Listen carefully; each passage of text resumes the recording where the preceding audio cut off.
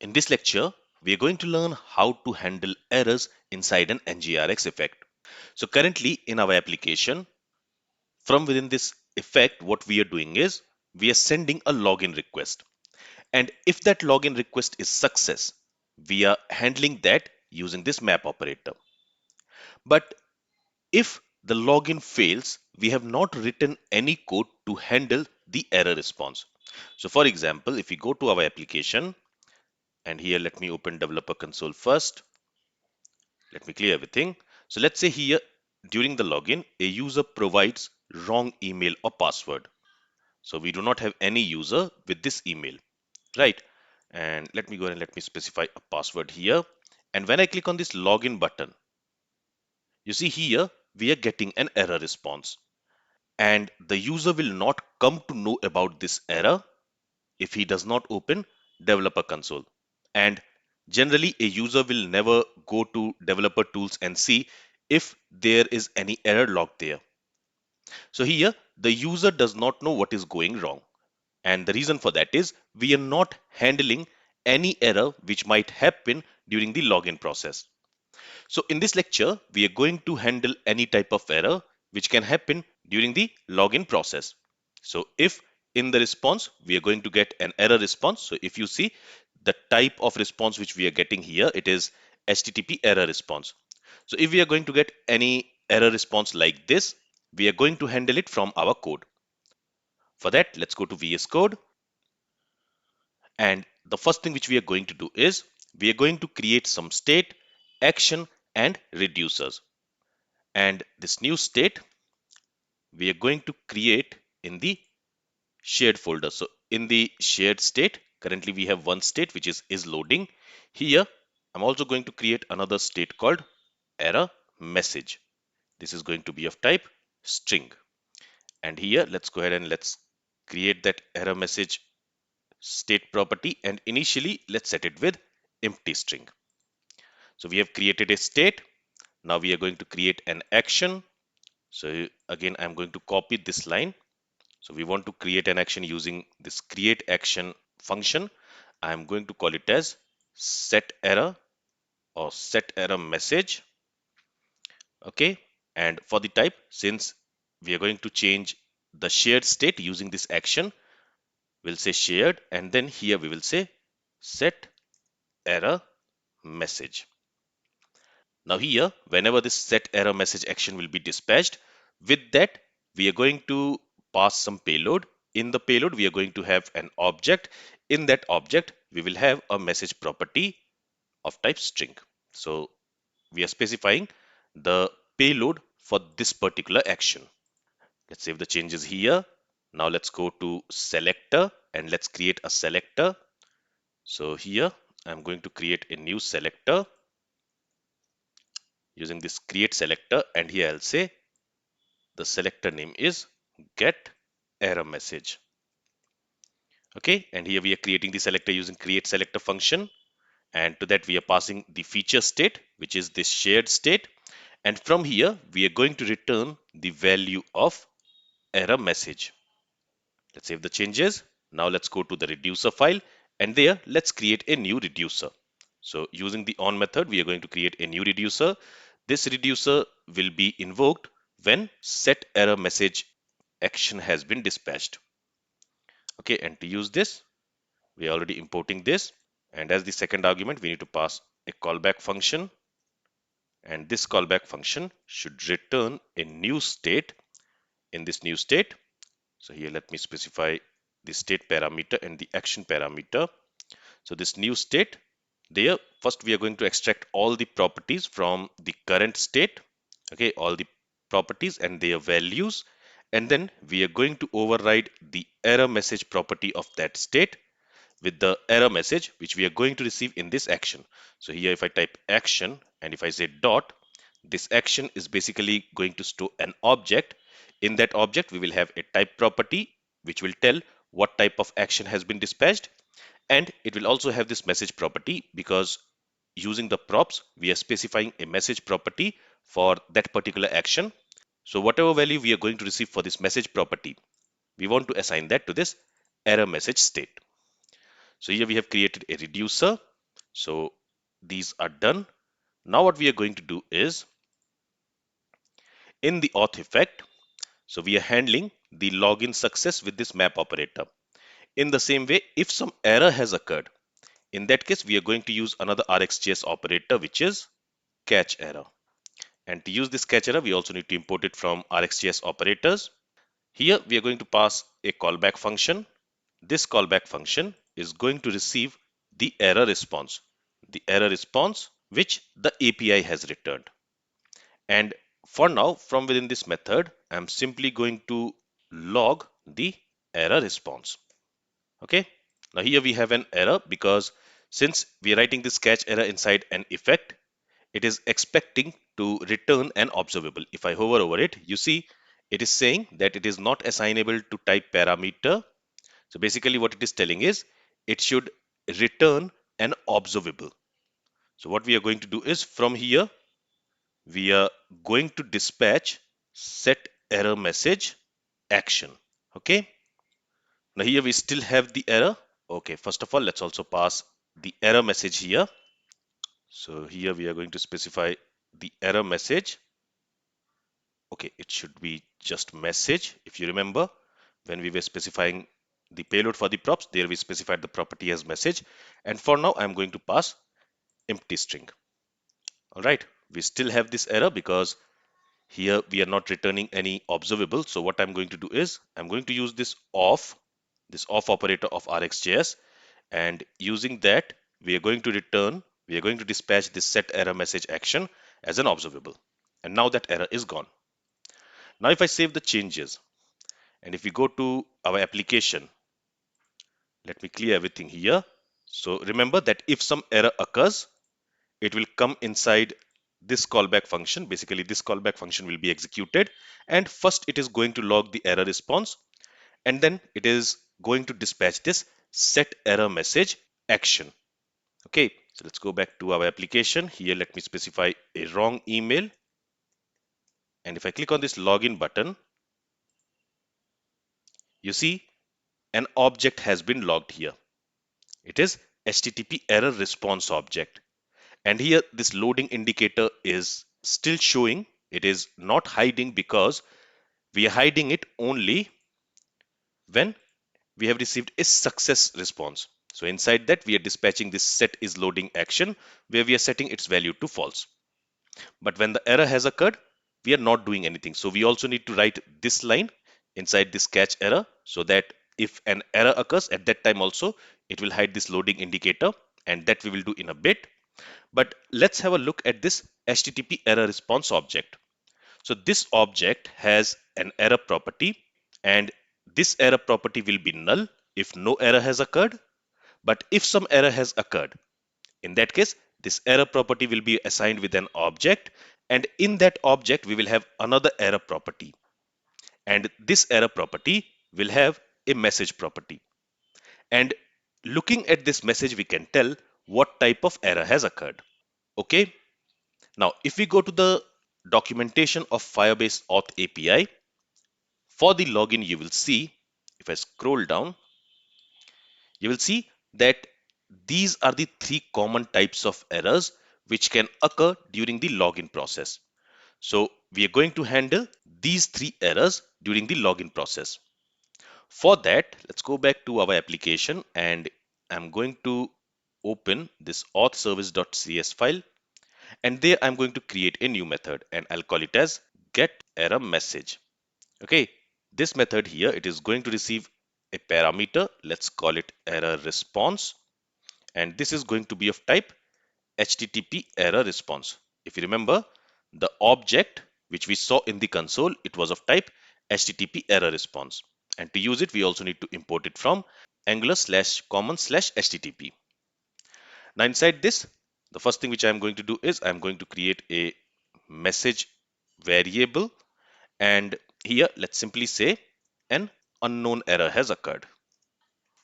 So this is a default error message which we will show to the user. Now what we are going to do is we are going to check two things. First, we will check if error response object has an error property and it is not falsy. So if no error has occurred, in that case, this error object of this error response, it will be null. But if some error has occurred, in that case, it will be true. So if some error has occurred, or if error response dot error, it does not have an error object. So here I'll use not operator. Okay, so if some error has occurred, if this error is not a falsy value, or if this error does not have an error object, in that case, we want to set this message. Maybe we will simply return this message from here. So we will say that some unknown error has occurred. Otherwise, what we are going to do is we are going to use a switch statement here. And in this switch statement, we are going to use the message property of the error. Just like how I showed you, if this error object exists, in that case, that error object will also have a message property. Okay, so we are going to check what type of error message has been logged. So we are going to specify different cases. So let's again go back to the documentation, and first we are going to check if the error message is email not found. So if the error message is email not found, in that case, we are going to set the message property with this email does not exist. And then we will simply break from there. Let me copy this 2 more times. Next, we are going to check if invalid password error has occurred. So if the error message is invalid password, in that case, we want to show an error message. And here we will say this password is not correct. Finally, we are also going to check for this user disabled. So here, let's replace it with user disabled. And in this case, we are going to say this user has been disabled. Finally, let's also add a default case.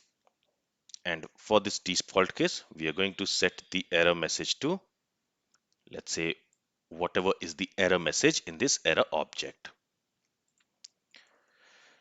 Okay, and finally from here, let's go ahead and let's return the message. All right, let's save the changes. Now what we are going to do is we are going to call this error message from auth effect. So inside this function, instead of logging the error response, what I'm going to do here, we are going to use the auth service. So we are already injecting an instance of auth service inside this class. If you see on that, we are going to call this getErrorMessage method. And to this, we need to pass an object of type HTTP error response, and that we are going to receive inside this error response parameter. So we are going to pass it here. And this is going to return us an error message. Let's go ahead and let's store it in a variable. Let's call it maybe error message.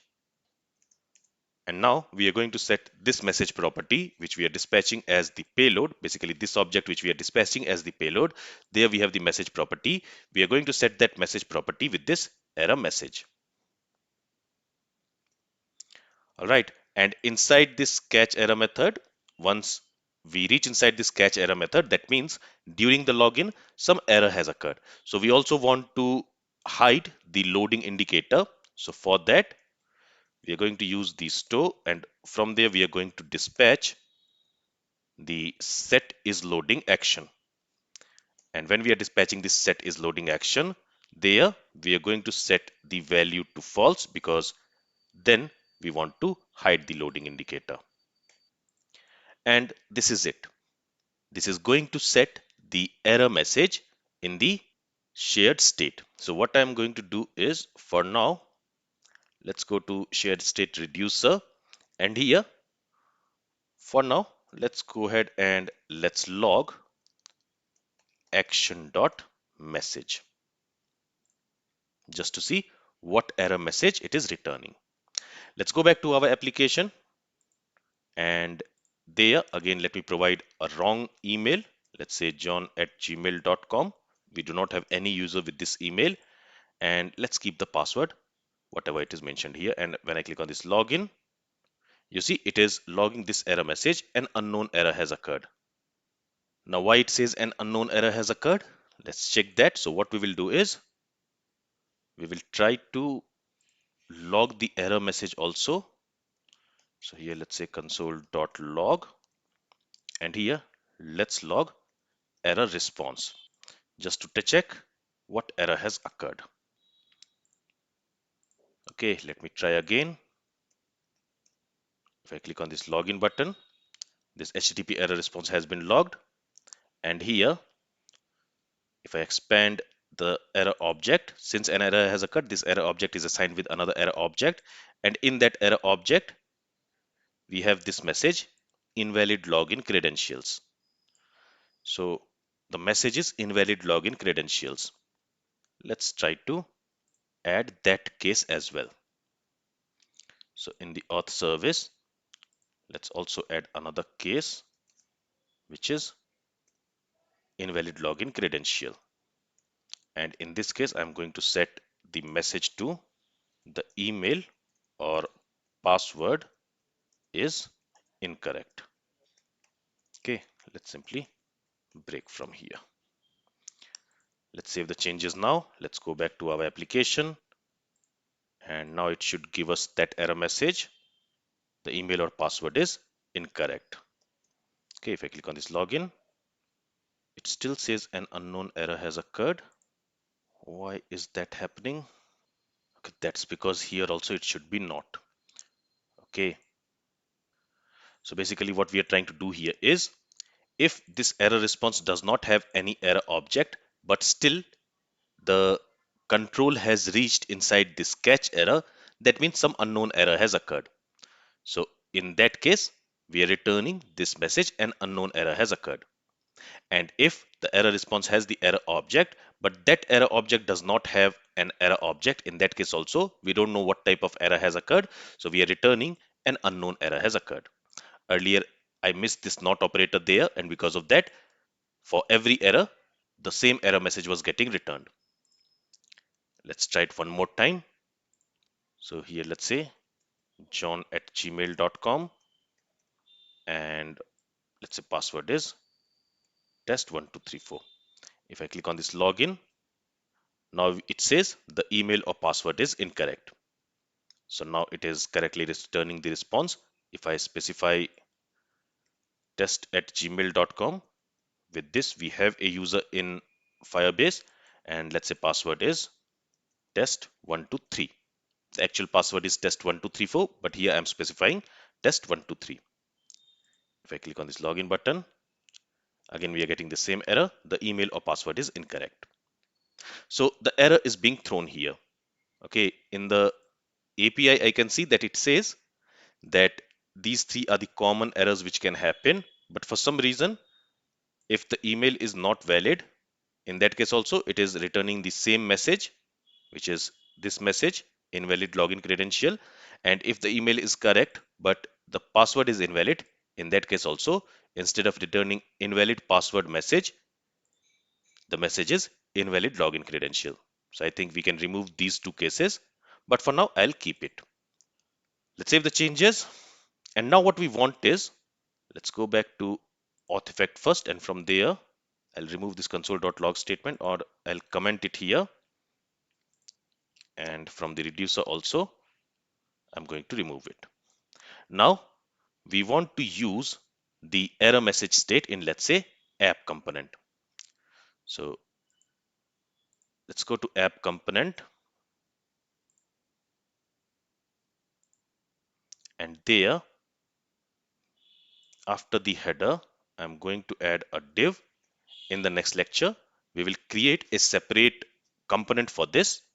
Since this lecture is already getting a little bit lengthy, I'm not going to do it in this lecture, but in the next lecture we will create a separate component for displaying the error messages. And inside this div we are going to render a property. So in the app component.ts, let's go ahead and let's create another property, and let's call it as error message. And this is also going to receive an observable. It is going to be assigned with an observable of type string. Okay, and inside this what we are going to do is, we are going to say this dot error message equals this dot store dot select, and what do we want to select? We want to select get error message selector, and to use it we also need to import it. Okay, let's save the changes. Let's go back to our application.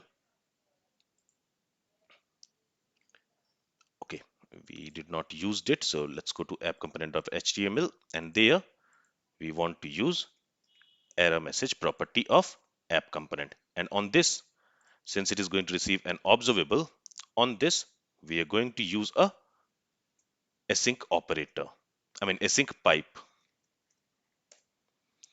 All right, let's save the changes now. Let's go back to our application. Let's click on OK. Let's close this. And here, if I enter john@gmail.com, and if I click on this login button, since we do not have any user with this email, you see here we can see the error message. The email or password is incorrect. If I provide a proper email, which is test@gmail.com, and if I provide wrong password, let's say test123, and I click on this login, again we see the same message, the email or password is incorrect. But if I provide the correct password, and when I click on this login, let's click on OK. So we have been redirected to home component, but that div has not been removed. But this is how we can show the error messages. In the next lecture, let's see how we can show these error messages inside a toaster. This is all from this lecture. If you have any questions from this lecture, then feel free to ask it. Thank you for listening and have a great day.